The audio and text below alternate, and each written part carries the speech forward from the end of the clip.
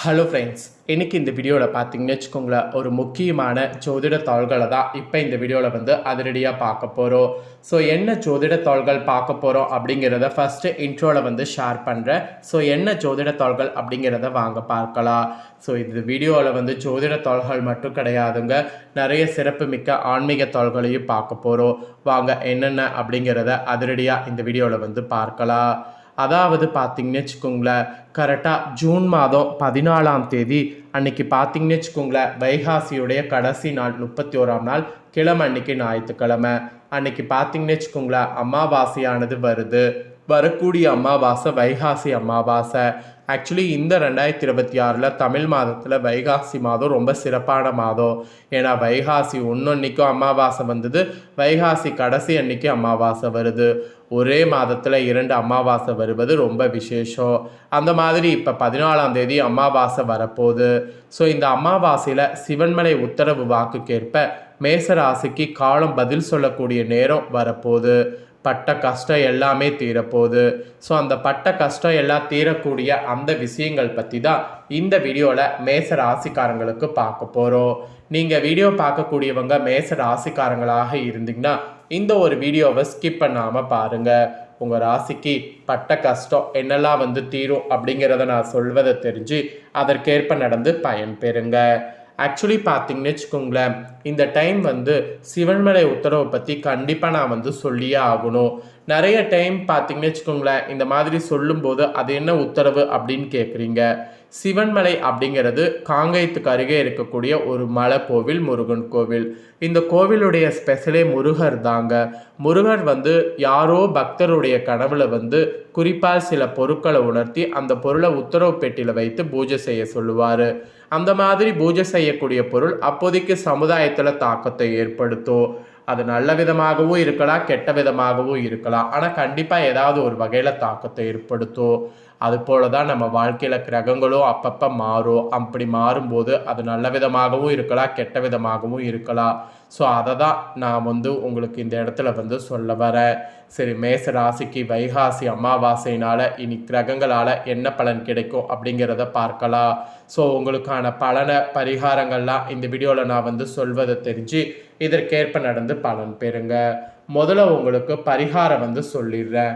அதுக்கப்புறமேட்டு உங்களுக்கான பலனை ஷேர் பண்ணுறேன். ஏன்னா பரிகாரத்தை நீங்கள் தெரிஞ்சுக்கிட்டிங்கன்னா ரொம்ப யூஸ்ஃபுல்லாக இருக்கும். அதனால் முதல்ல பரிகாரத்தை உங்களுக்கு ஷேர் பண்ணுறேன். ஸோ பரிகாரமும் தெரிஞ்சுக்குங்க, மெயினாக பார்த்தீங்கன்னு வச்சுக்கோங்களேன் பலன்களும் தெரிஞ்சுக்குங்க. சரி, முதல்ல பலன்களையே பார்த்துடலாம். ஏன்னா பலன்கள் தெரிஞ்சுக்கிட்டிங்கன்னா அதற்கேற்ப நீங்கள் பரிகாரம் செய்ய ஈஸியாக இருக்கும்.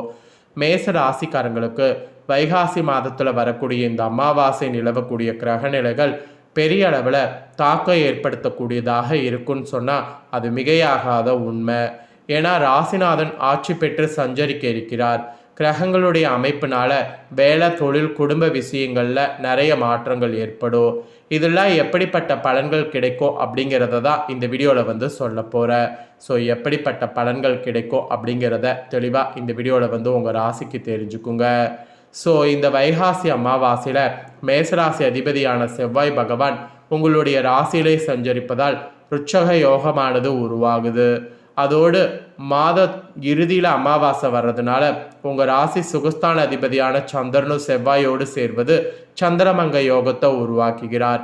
இதன் காரணமாக உங்களுடைய வீட்டில் சில சுப நிகழ்ச்சிகள் நடைபெறுவது இனி வரக்கூடிய நாட்கள் உண்டாகும். அதே போல் உங்களுடைய தனஸ்தானத்தில் புதன், சுக்கிரன் மற்றும் சூரியன் சேர்க்கை பெரிய அளவில் உங்களுடைய வருமானம் மற்றும் தொழில் வளர்ச்சியை பெற்றுத்தரும். அதோடு உங்களுக்கு சேரக்கூடிய பணத்தை எதிர்காலத்திற்கான நலனை கருதி சரியான இடத்துல முதலீடு மற்றும் சேமிக்க முயற்சிகளை எடுக்கணும். அப்போ தான் இந்த அமாவாசையில் நடக்கக்கூடிய கிரக பயிற்சிகள் உங்கள் ராசிக்கு தரக்கூடிய பலன்களை முழுமையாக அனுபவிக்க முடியும். வைகாசி அமாவாசை பிறக்கக்கூடிய அந்த 1ஆம் இதில் சுக்கிர பகவான் மிதுன ராசிக்கு பயிற்சியாகிறார். இது உங்கள் ராசிக்கு 2, 7ஆம் ஸ்தான அதிபதியாக இருக்குது. இது உங்களுடைய செல்வநிலை முன்னேற்றத்துக்கான நல்ல சூழலை ஏற்பாடு செய்யும். அதோடு நீண்ட நாட்களாக நீங்கள் எதிர்பார்த்த ஆசைகள் கூட நிறைவேறும். உங்களுடைய தைரியம் மற்றும் தன்னம்பிக்கை அதிகரிப்பதால் வேலைகளை திறம்பட செய்து முடிக்கவும் முடியும். உங்களுடைய பயணங்கள் மூலம் நல்ல பலன்கள் கூட இந்த அமாவாசையிலிருந்து கிடைக்கும். தொழிலில் பணியாளர்களோடு பார்த்திங்கன்னு வச்சுக்கோங்களேன் இருக்கக்கூடிய அந்த நிலையானது மாறும். ஸோ தொழிலில் பார்த்திங்கன்னு வச்சுக்கோங்களேன் பணியாளர்களோடு இருக்கக்கூடிய நிலை மாறுறதுனால தொழிலில் பார்த்திங்கன்னு வச்சுக்கோங்களேன் நீங்கள் பெருசாக எதுவும் கவலைப்பட வேண்டிய அவசியம் இல்லை. ஸோ தொழிலில் பார்த்திங்கன்னு வச்சுக்கோங்களேன் புது புது யுக்திகளை வந்து கையாளுங்க. ஸோ என்ன புது புது யுக்திகள் கையாளுறீங்களோ அது எல்லாமே உங்களுக்கு சக்ஸஸ் ஆகும். அதெல்லாம் எல்லாத்தையுமே வந்து கையாளுங்க. அதை எந்த அளவுக்கு கையாளுறீங்களோ அந்த அளவுக்கு உங்களுக்கு ரொம்ப ரொம்ப ரொம்ப ரொம்ப நல்லது. ஸோ புது யுக்திகளை வந்து தைரியமாக கையாளணும். அதுதான் இந்த இடத்துல வந்து நான் உங்களுக்கு சொல்ல வரேன். ஸோ புது யுக்திகளை பார்த்தீங்கன்னு வச்சுக்கோங்களேன் கண்டிப்பாக வந்து கையாள்வது ரொம்ப ரொம்ப நல்லது. அதோடு பார்த்தீங்கன்னு வச்சுக்கோங்களேன் உங்களுக்கு நிறைய வந்து மாற்றங்கிறது வந்து ஏற்பட்டுக்கிட்டே இருக்கும். அது மட்டும் இல்லாமல் உங்களுடைய தன்னம்பிக்கை தைரியம் இதெல்லாம் வந்து அதிகரிக்கும். அதனால் வேலைகளை திறம்பட செய்து முடிக்கிறது உங்களுக்கு முடியும்.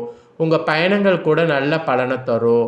அதோடு தொழிலில் பணியாளர்களோடு இருக்கக்கூடிய பிரச்சனைகள் விலகும். சகோதரர்களோடு உறவு பார்த்தீங்கன்னு வச்சுங்கள மேம்படும். சமூக பணிகளில் ஈடுபட்டிருக்கக்கூடிய உங்களுக்கு புதிய பொறுப்புகள் கிடைக்கும். இந்த மாதிரி புதுசாக நிறைய மாற்றங்கள் பார்த்திங்கன்னு வச்சுக்கோங்களேன் வந்துக்கிட்டே இருக்கும். அதுக்கான ஒரு பக்காவான சூழ்நிலை என்பது இந்த அமாவாசையில் உங்களுக்கு குறிப்பிடப்படுது.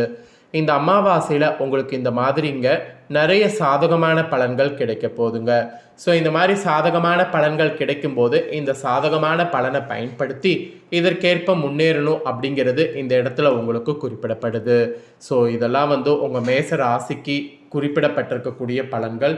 இதற்கேற்ப நடந்து மேச ராசிக்காரங்க பயன்பெறுங்க. இன்னும் நிறைய பலன்கள் உங்களுக்கு குறிப்பிடப்பட்டிருக்குங்க. அதையும் உங்களுக்கு ஷேர் பண்ணுறேன். அதையும் இந்த வீடியோவில் வந்து தெரிஞ்சுக்குங்க. ஏன்னா எல்லா பலன்களையும் தெரிஞ்சுக்கிட்டாதான் ரொம்ப யூஸ்ஃபுல்லாக இருக்கும். ஸோ உங்களுக்கு திருமணம் ஆகாமல் இருந்தீங்கன்னா கண்டிப்பாக அதற்கான முயற்சி இப்போ செய்தீங்கன்னா திருமணங்கிறது கண்டிப்பாக வந்து நடக்கும்.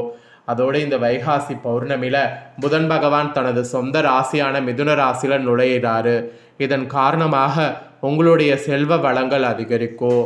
குடும்பத்தில் மகிழ்ச்சியை தரும். குறிப்பாக நீங்கள் தொட்டதெல்லாம் தொடங்கும். வெற்றி அதிகரிக்கும். அதனால் உங்களுடைய முயற்சிகள் அதிகரிக்கிறதுக்கு நீங்கள் தான் வந்து முயற்சி பண்ணணும். வேலை தொடர்பாக சில நல்ல மாறுதல் கிடைக்கும். பணியிடத்தில் உயர் அதிகாரிகளுடைய விருப்பங்கள் பூர்த்தி செய்ய முடியும். வேலையை தாண்டி நீங்கள் புதிதாக தொழில் தொடங்க நினைத்தீங்கன்னா அதை இப்போ நீங்கள் வந்து தாராளமாக பண்ணலாம். கொடுக்கல் வாங்கல சில தேக்க நிலை சந்திப்பீங்க. அது மட்டும் கொஞ்சம் பார்த்தீங்கன்னு வச்சுக்கோங்களேன் மாற்றிக்குங்க.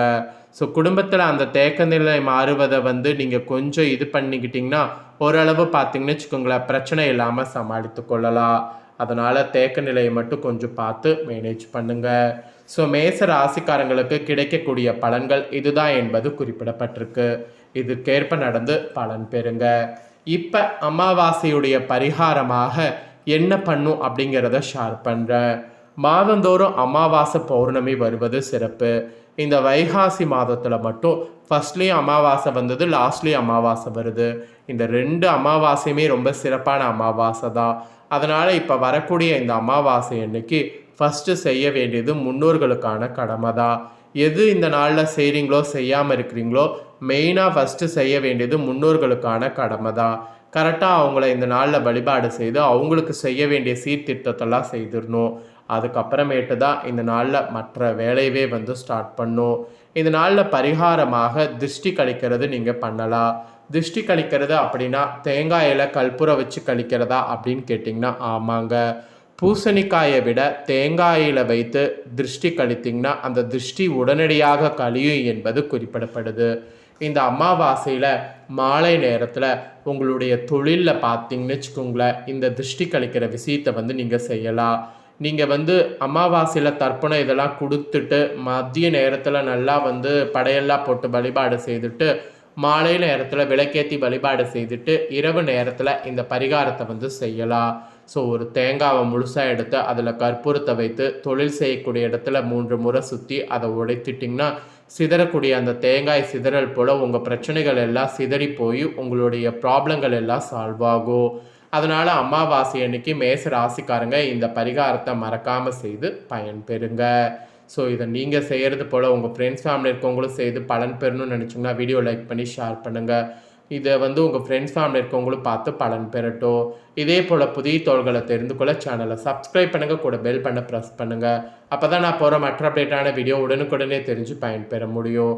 ஸோ மறக்காமல் பண்ணுங்கள். நெக்ஸ்ட்டு சுவாரஸ்யமாக இதே போல் வேறு ஒரு வீடியோவில் உங்களை சந்திக்கிறேன்.